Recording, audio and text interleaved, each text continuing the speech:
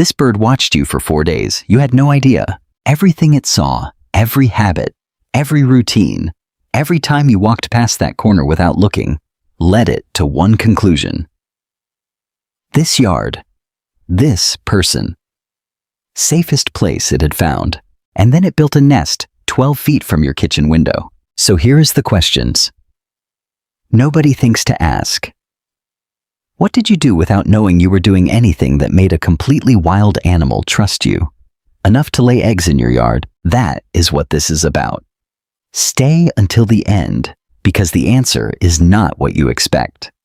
And once you know it, you will never look at your own yard the same way again. Before it ever entered your yard, it sat outside and watched you. Not you specifically, not your face, not your name, but your pattern, the shape of your day, the way your life repeats itself, hour by hour in ways you have never once thought about, because that is what a bird looking for a nest site is actually doing. It is not evaluating your shrubs. It is not counting your trees. It is reading you. And the single most important thing it is looking for is not vegetation or water or shelter. It is predictability. Here is what predictable looks like to a bird. You water your plants at 7 in the morning. You have done this so many times it is completely automatic. You fill the can, you move along the same path, you finish in about 8 minutes, and then you go inside. The same sequence, the same timing, give or take a few minutes every single morning. The bird sees this from the fence line. Day 1 data. Day 2 a pattern. Day 3 a prediction. Day 4 a decision. Because here is what the bird now knows. After 7:15, the south side of your patio is empty, quiet, undisturbed. For the rest of the morning, nothing moves there. No sudden appearance from the door. No unpredictable footstep on the path. Just silence. 7:15 becomes, in the bird's calculation, a green light. But it is not just the watering. Think about everything else your day does automatically. You leave for work at the same time. You use the front door, not the back. You move fast, bag in hand, keys, out, eyes on your car. You do not look at the yard when you leave. You are gone, and the yard is empty, and it is predictably empty for the next 6 or 7 hours. The bird knows this by day 3. 6 hours of quiet. 6 hours of undisturbed access to your yard every single weekday, like clockwork. Now think about what happened last Tuesday when a bird landed on your fence, and you noticed it through the window. You looked, and then you just went back to whatever you were doing. You did not tap the glass. You did not go outside. You did not make a sound. You just looked and looked away. That moment was a data point. To the bird on the fence, your non-reaction was information. Loud, clear, specific information. This large animal sees me and does not move toward me, does not make noise, does not change behavior. That is a rare thing.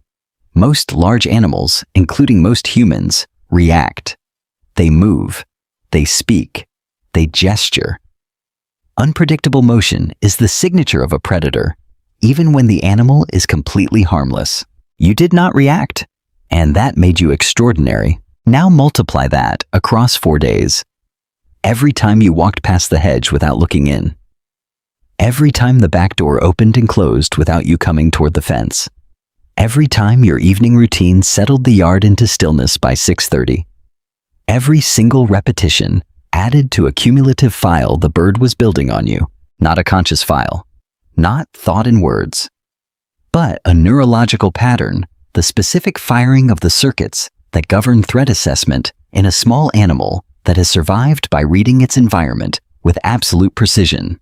And at the end of 4 days, those circuits gave an answer. Safe, not interesting, not friendly, not kind. Safe. Completely, reliably, predictably safe. The rarest designation a suburban yard can earn from a wild bird with eggs to protect. Now ask yourself something. Did you do anything special during those 4 days? Did you put out food specifically for nesting birds?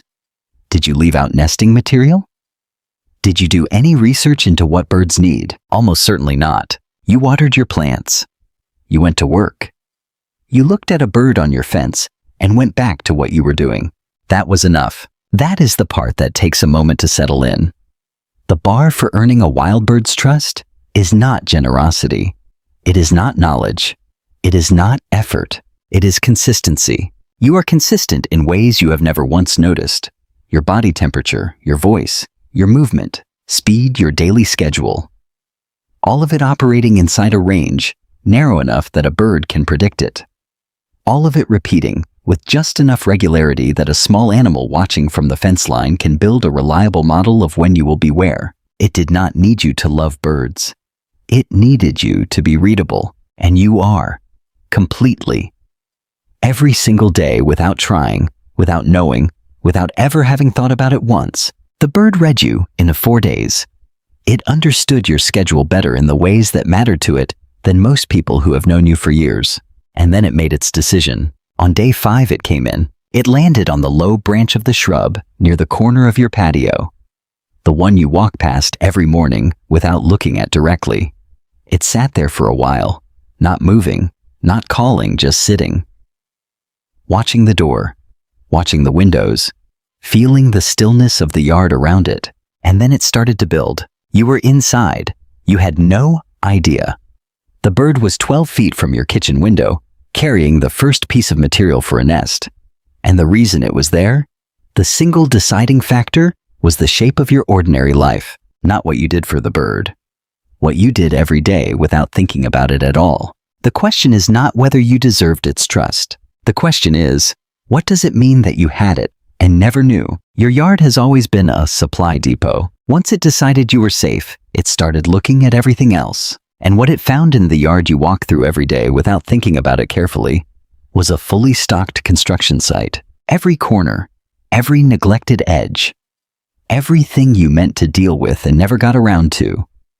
All of it to a bird. Building a nest was exactly what it needed. Start with the damp corner. You know the one. Along the north fence where the drainage is slightly off, where the paving stones stay wet longer than they should after rain, where moss grows between the cracks and along the base of the fence boards. The corner that looks a little neglected, no matter what you do to it, because the moisture keeps coming back. You have walked past that corner 100 times thinking you should fix the drainage someday. The bird walked to that corner on day 5 and started pulling moss. Moss is one of the most valuable nesting materials available in a suburban yard.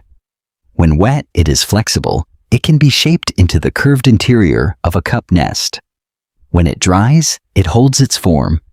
It insulates. It retains moisture at exactly the rate that keeps developing eggs from drying out in warm weather. There are songbird species that will not nest in a yard without a reliable moss source, not because they prefer it, because without it, they cannot build a nest that will hold through a season of weather. Your damp corner, the one you never fixed, is the reason the nest has a lining. You did not maintain that corner for the bird. You just never got around to dealing with it. The bird chose it for exactly that reason. It had been left alone. It was still there. Now look at the grass along the fence line. There is a section, you know exactly which section, where the mower does not reach cleanly. Maybe roots make the ground uneven. Maybe the fence angle is awkward. Whatever the reason, that strip of grass grows a few inches longer than the rest between cuts. The stems at the base of that grass become thicker, longer, more flexible. A bird building the outer frame of a cup nest needs stems that are roughly 6 to 8 inches long enough to loop over the supporting branch on both ends, flexible enough to weave without snapping, strong enough to hold tension when dry. The slightly too long grass along your fence is the only place in your yard where those stems exist in quantity. Do you know how many individual stems go into the outer wall of a cup nest? Around 200. 200 separate trips to that strip of grass along the fence. 200 times the bird landed at the base of that clump, pulled one stem, tested it, and either kept it or dropped it and tried the next one. You walk past that section of the fence every one of those mornings. Possibly while the bird was there. Possibly while it was in the middle of its 200th trip. You were running a grass supply operation and you did not know it was open. Now look at the shrub, not the neat one near the door that you trim every spring. The other one. The one that has grown slightly past the shape you intended. The one with a couple of branches going at angles that are technically untidy. The one you keep meaning to cut back. Look at the place where those branches divide from the main stem. There is a V-shaped notch there, a natural fork in the wood at roughly 4 feet off the ground. The angle of the fork is wide enough to cradle the bottom of a nest without it slipping. The branches on either side are close enough together that the outer rim of the nest rests on both of them. The foliage on the branch above it comes down just far enough to partially conceal the notch from above, south-facing. Morning sun, concealed from aerial approach. Structurally sound. The bird landed in that notch and sat still for several minutes before it began building. It was running a final check stability of the branch sightlines in every direction. Distance to the water source distance, to the food source distance, to the nearest reliable escape route. If something came into the yard while it was sitting, everything passed. You left that shrub untrimmed because you got busy. The geometry that resulted from leaving it alone was by accident close to perfect. And the water, your bird bath, the one with the chip off the rim, the one you have been meaning to replace for 2 seasons, because it bothers you when you look at it. It is positioned not by any plan, but by the accident of where it happened to fit approximately 20 feet from the nest site. The approach path from the nest to the bird bath runs through low ground cover and the shadow of the fence, which means the bird can move between them without crossing open, exposed space. A nesting bird drinks constantly. It also uses water to soften certain materials before weaving them into the nest.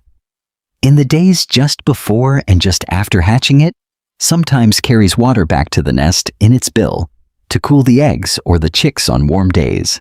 20 feet. Sheltered approach. Consistent supply because you fill it. Your cracked bird bath.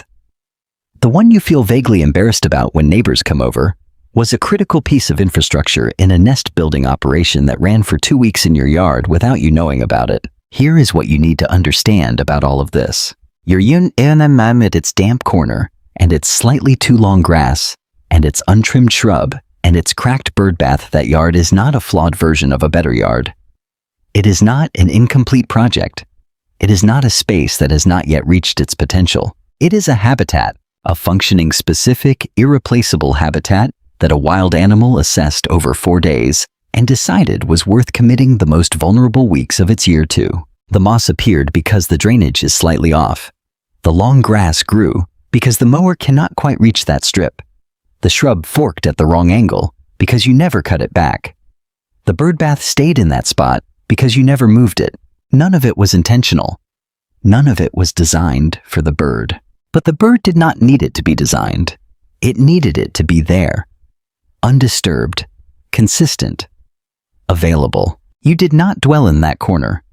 And so, it was the one place in your entire yard where a wild thing could build something and trust that it would still be there tomorrow. You were not neglecting your yard. You were maintaining a habitat. You just did not know that was what you were doing. So now ask yourself the question you have probably not asked before.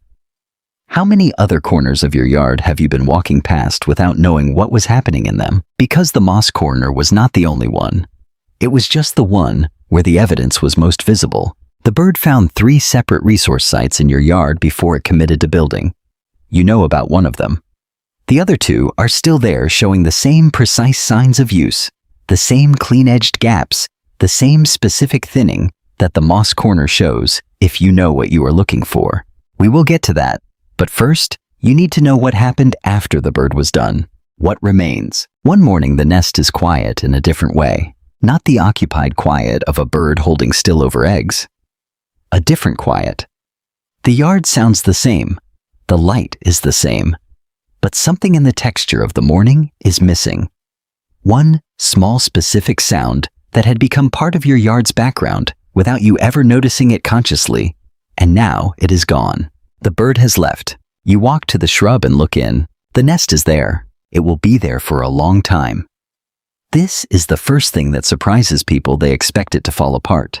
They expect a nest to be temporary, to collapse within a few weeks of being abandoned. But a well-built cup nest does not work like that. The outer wall, woven from 200 grass stems in overlapping loops, anchored to the supporting branches at multiple points, is as structurally sound as a woven basket. The moss lining has dried and stiffened. The spider silk that binds the outermost layer has stretched with the wind all season and returned to tension each time. This nest was built to last more than one season. If you do not touch it, it may still be in that shrub next spring. Another bird, possibly the same one, may use it as a foundation, adding new material on top, rather than starting from scratch. What you are looking at is not abandoned. It is preserved. Now look at the branch directly below the nest. The branch the bird landed on every single time it approached and every single time it left. Look at the surface of the bark at that specific point. You will need to get close. There is a mark there, a slight smoothing of the bark, a difference in surface texture between the wood that was used and the wood that was not. Not a groove, more like a polishing. The oils from the bird's feet, deposited hundreds of times over weeks of repeated landings, have altered the surface of that wood. That mark will outlast the nest. It will be there next year. It will probably be there in 5 years. A permanent physical record of a habit, the impression left by something that returned to the same point over and over because that point felt safe. Most people would never find it. Most people would never know to look. You know now. Go to the moss corner next. Look at the moss carefully, not at the whole patch at the edges. Look at the boundary between the moss and the bare ground, and look at the shape of what is missing. The gaps in the moss are not random. They are not from foot traffic or weather or natural die-off. They are precise. Small, roughly oval openings with a clean torn edge on one side and a ragged edge on the other. The clean edge is where the bird's bill closed. The ragged edge is the direction of the pull. Every gap is a construction trip. Every clean edge is a specific morning, a specific hour. A bird working at the edge of that patch and pulling material for a nest that now sits 20 feet away. The nest and the moss patch are the same story told from two ends. One is the origin. One is the outcome. You have been walking past both of them for weeks without knowing they were connected. Now go to the grass along the fence. Crouch down and look at the base of the clump, the section that was too long, the section the mower never reached cleanly. The thinning is specific, not random thinning from weather or foot traffic. Individual stems removed from individual clumps, leaving behind the shorter and stiffer ones that were not what the bird needed. If you walk the full length of that fence and look at the base of the grass every few feet, you will see the pattern. You will see a map of 200 construction trips, each one corresponding to a specific structural need in a nest built by a bird that trusted your yard enough to work in it for 2 weeks straight. Here is what that map tells you. The bird was here, completely here, not passing through, not foraging opportunistically, not existing at the edge of your space. It committed to your yard with everything it had. It gathered material here, built here, incubated here, raised young here. It returned to the same branch hundreds of times. It wore a mark into the bark with the repetition of its landings.